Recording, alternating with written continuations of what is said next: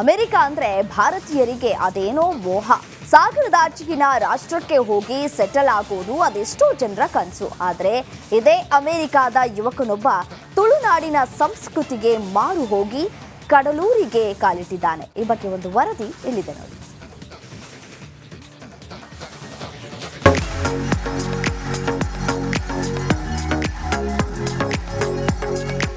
ಈ ವಿದೇಶಿ ಪ್ರಜೆಯ ಹೆಸರು ಸ್ಯಾಮ್. ಮೂಲತಃ ಅಮೆರಿಕದ ನಿವಾಸಿಯಾಗಿರೋ ಈ ಎಂಜಿನಿಯರಿಂಗ್ ವಿದ್ಯಾರ್ಥಿಗೆ ತುಳುನಾಡಿನ ಮೇಲೆ ಅಗಾಧವಾದ ಕುತೂಹಲ. ಯೂಟ್ಯೂಬ್ ನೋಡಿ ತುಳು ಭಾಷೆ ಕಲಿತ ಈ ಸಾಹಸಿ ಅಮೆರಿಕದಿಂದ ಕರಾವಳಿಗೆ ಲಗ್ಗೆ ಇಟ್ಟಿದ್ದಾನೆ.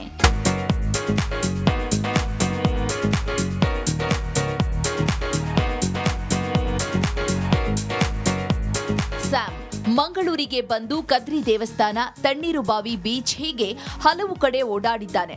ಇಲ್ಲಿನ ಯೂನಿಕ್ ಫುಡ್ ಸವಿದಿದ್ದಾನೆ. ಕೋಳಿ ಸುಕ್ಕ ಅಂದ್ರೆ ಈತನಿಗೆ ಪಂಚಪ್ರಾಣ. ಅಷ್ಟೇ ಅಲ್ಲ, ಈತ ದೈವಸ್ಥಾನಗಳಿಗೆ ಭೇಟಿ ಕೊಟ್ಟು ಪ್ರಸಾದ ಸ್ವೀಕರಿಸಿ ತುಳು ಭಾಷಿಗರ ಹೃದಯ ಗೆದ್ದಿದ್ದಾನೆ.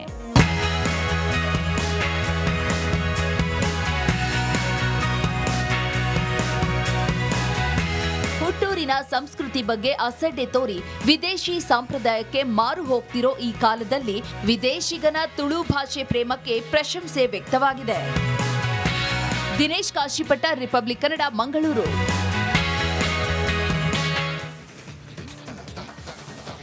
ಅದು ಒಂದು ಕಾಲದಲ್ಲಿ ರಾಜ್ಯದ ಮೂಲೆ ಮೂಲೆಗೆ ಎಳನೀರು ರಫ್ತು ಮಾಡ್ತಾ ಇದ್ದಂತಹ ನಗರ. ಆದರೆ ಬರದ ಹೊಡೆತಕ್ಕೆ ಸಿಕ್ಕಿರುವಂತಹ ಈ ಪಟ್ಟಣದ ಜನರಿಗೆ ಇದೀಗ ಬೇರೆ ಊರುಗಳಿಂದ ಎಳನೀರು ತರಿಸಿರುವಂತಹ ದುರ್ಗತಿ ಬಂದೊದಗಿದೆ. ಆ ಕುರಿತ ರಿಪೋರ್ಟ್ ಇಲ್ಲಿದೆ ನೋಡಿ.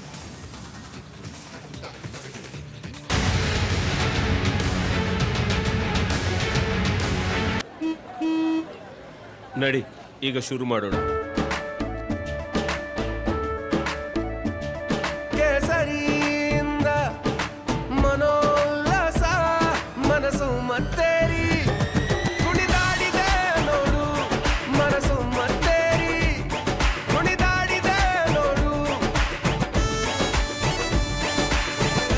ಕ್ಷಣ ಕ್ಷಣವೂ ಆಚರಿಸಿ ಕೇಸರಿ ಹಬ್ಬ.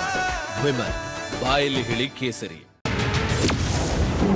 ಬಿಸಿಲಿನ ಝಳಕ್ಕೆ ಬಿಸಿಯಾದ ಬೆಣ್ಣೆ ನಗರಿ. ದಾವಣಗೆರೆಯಲ್ಲೇ ಎಳನೀರಿಗೆ ಬಂತು ಬರ. ದಾವಣಗೆರೆ ಒಂದು ಕಾಲದಲ್ಲಿ ಕರ್ನಾಟಕದ ಮ್ಯಾಚೆಸ್ಟರ್ ಎಂಬ ಹೆಗ್ಗಳಿಕೆಯನ್ನ ಪಡೆದಿದ್ದ ನಗರಿ. ಈ ಊರಿನ ಹೆಸರು ಕೇಳಿದ್ರೆ ರುಚಿ ರುಚಿಯಾದ ಬೆಣ್ಣೆ ದೋಸೆ ತಟ್ಟನೆ ಕಣ್ಮುಂದೆ ಬರುತ್ತೆ. ದಾವಣಗೆರೆ ಬೆಣ್ಣೆ ದೋಸೆ ಮಾತ್ರವಲ್ಲ, ಸಿಹಿಯಾದ ಎಳನೀರಿಗೂ ಪ್ರಖ್ಯಾತಿಯನ್ನ ಪಡೆದಿದೆ. ದಾವಣಗೆರೆಯ ಎಳನೀರಿಗೆ ರಾಜ್ಯ ಮಾತ್ರವಲ್ಲ, ದೇಶದ ಮೂಲೆ ಮೂಲೆಯಲ್ಲಿ ಬೇಡಿಕೆ ಇದೆ. ಜರೇಕಟ್ಟಿ ಲೋಡಿಂಗ್ ಕೇಂದ್ರದಿಂದ ಮಹಾರಾಷ್ಟ್ರ, ಮಧ್ಯಪ್ರದೇಶ, ದೆಹಲಿ, ಗೋವಾ ಸೇರಿದಂತೆ ವಿವಿಧೆಡೆ ಎಳನೀರು ರಫ್ತಾಗುತ್ತೆ. ಎಳ್ನೀರು ವ್ಯಾಪಾರ ಭಾಳ ಕಮ್ಮಿ ಆಗಿದೆ ಸರ್. ಈಗ ಮಾಲ್ ಬರ್ತಾಯಿಲ್ಲ, ಹೀಗಾಗಿ 4 ದಿನ 5 ದಿನಕ್ಕೆ ಒಂದು ಗಾಡಿ ತುಂಬ್ತದವೆ. ಮರಗಳೆಲ್ಲ ಒಣಕ್ಯನೂ ಹೋಗ್ಯಾವು, ಮಳೆ ಇಲ್ಲ, ನೀರಿಲ್ಲ, ಎಲ್ಲ ಪ್ರಾಬ್ಲಮ್ ಆಗಿದೆ ಸರ್. ಬೇಡಿಕೆ ಜಾಸ್ತಿ ಐತೆ ಸರ್. ಆದ್ರೆ ಎಲ್ಲ ತೋಟಗಳೆಲ್ಲ ಒಣಕ್ಯಂದು ಹೋಗ್ತದವೆ, ನೀರಿಲ್ಲ. ಎಲ್ಲ ಆಟೋದವರೆಲ್ಲ ತಂದಾಗ 30 ರೂಪಾಯಿ ಆಗ್ತಾರೆ. ನಾವು 1 ರೂಪಾಯಿ ಜಾಸ್ತಿ ಮಾಡಿ ಕೊಡ್ತಾಯಿದ್ದೇವೆ ಹೊರಗಡೆಗೆ. MP, ಆಮೇಲೆ ಗೋವಾ, ಆಮೇಲೆ ಮಹಾರಾಷ್ಟ್ರ, 3 ರಾಜ್ಯಕ್ಕೆ ಎಕ್ಸ್ಪೋರ್ಟ್. ರಾಜ್ಯದೆಲ್ಲೆಡೆ ಆವರಿಸಿರುವ ಭೀಕರ ಬರಗಾಲ ಈಗ ಎಳನೀರಿನ ಕಾಯಿಗಳ ಮೇಲೂ ದುಷ್ಪರಿಣಾಮ ಬೀರಿದೆ.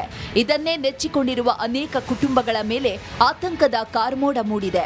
ವಾರಕ್ಕೆ 10ಕ್ಕೂ ಅಧಿಕ ಲಾರಿಗಳ ಮೂಲಕ ಹೋಗ್ತಿದ್ದ ಎಳನೀರು ಕಳೆದೆರಡು ತಿಂಗಳಿನಿಂದ ವಾರಕ್ಕೆ 3 ರಿಂದ 5 ಲಾರಿ ಲೋಡ್ ಆಗ್ತಿದೆ.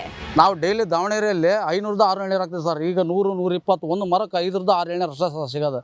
ಮಳೆ ಬರಲಿಲ್ಲಕ್ಕ ಗೊನೆ ಎಲ್ಲ ಉದುರಿಕೊಂಡು ಓಟು ಮುಚ್ಕೊಂಡು ಬಿಡೋಕೆ ಸರ್. ಹಂಗಾಗಿ ಯಾರ್ದು ಬೆಳೆ ಇಲ್ಲ ಸರ್. ಮಳೆ ಬಂದಿದ್ದಪ್ಪ ಎಲ್ಲರಿಗೂ ಲಾಭ ಆಗೋದು. ಮಳೆ ಬರಲಿಕ್ಕ ರೈತರಿಗೂ ಲಾಭ ಇಲ್ಲ, ಯಾವ್ರಿಗೂ ಲಾಭ ಇಲ್ಲ ಸರ್. ಆದರೆ ವ್ಯಾಪಾರ ಚೆನ್ನಾಗಿದೆ ಸರ್. ಆದರೆ ವ್ಯಾಪಾರ ತರೋಕೆ ಮಾಲ್ ಇಲ್ಲ ಸರ್. ಅದೊಂದು ನಾವು ಹೇಳಬಲ್ಲಿ. ಕೂಲಿಯರಿಗೆ 1,000 ರೂಪಾಯಿ ನಾವು ಕೂಲಿ ಕೊಡೋಕೆ ಸರ್. ಮೈಸೂರಿಗೆ ಮಾಲ್ ಸಿಗ್ತಾವಲ್ಲ ಅವ್ರದ್ದು ನಿಂತ್ಕೊಂಡ್ರೆ ನಮಗೆ ಸ್ವಲ್ಪ ಚೆನ್ನಾಗಿದೆ ಸರ್. ವ್ಯಾಪಾರ ನಮ್ಮದು ಸ್ಪೀಡ್ ಬರ್ತದೆ ನೀರು. ಹಂಗೆ ನಮ್ಮ ಮಾಲಿಗೆ ಬೇಡಿಕೆ ಐತೆ, ಆದರೆ ಎಳ್ನೀರು ಸಿಗ್ತಾವಲ್ಲ ಸರ್. ರಾಜ್ಯದಲ್ಲಿ ಈ ಬಾರಿಯ ಭೀಕರ ಬರಗಾಲ ಅನ್ನದಾತರು ಮತ್ತು ಗ್ರಾಹಕರಿಗೆ ಸಾಕಷ್ಟು ಸಂಕಷ್ಟಗಳನ್ನು ಉಂಟು ಮಾಡಿದೆ. ಬಿಸಿಲಿನ ಬೇಗೆಯಿಂದ ತಪ್ಪಿಸಿಕೊಳ್ಳಲು ಜನರು ಎಳನೀರನ್ನೂ ಸಹ ಕುಡಿಯದಂತಹ ಸ್ಥಿತಿ ಉಂಟಾಗಿದೆ. ವಿಠಲ್ ಕ್ಯಾರವಾಡ್, ರಿಪಬ್ಲಿಕ್ ಕನ್ನಡ, ದಾವಣಗೆರೆ.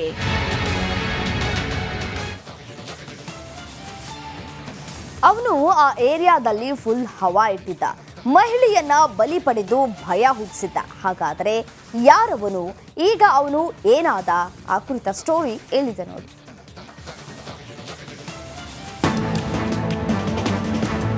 ಇವನು ಅಂತಿಂಥ ಕಾಡಾನೆ ಅಲ್ಲ, ಭಯಂಕರ ಭಯ ಹುಟ್ಟಿಸಿದ್ದ ಒಂಟಿ ಸಲಗ, ಮಹಿಳೆಯನ್ನ ಬಲಿ ಪಡೆದಿದ್ದ ಹಂತಕ.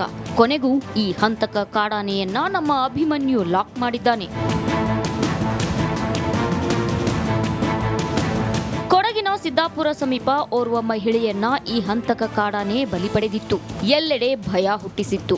ಅಭಿಮನ್ಯು ಟೀಮ್ ಜೊತೆಗೆ ಕಾರ್ಯಾಚರಣೆಗಿಳಿದ ವಿರಾಜಪೇಟೆ ಡಿಸಿಎಫ್ ಜಗನ್ನಾಥ್ ತಂಡ ಕಿಲ್ಲರ್ ಕಾಡಾನೆಯನ್ನ ಸೆರೆ ಹಿಡಿದಿದೆ.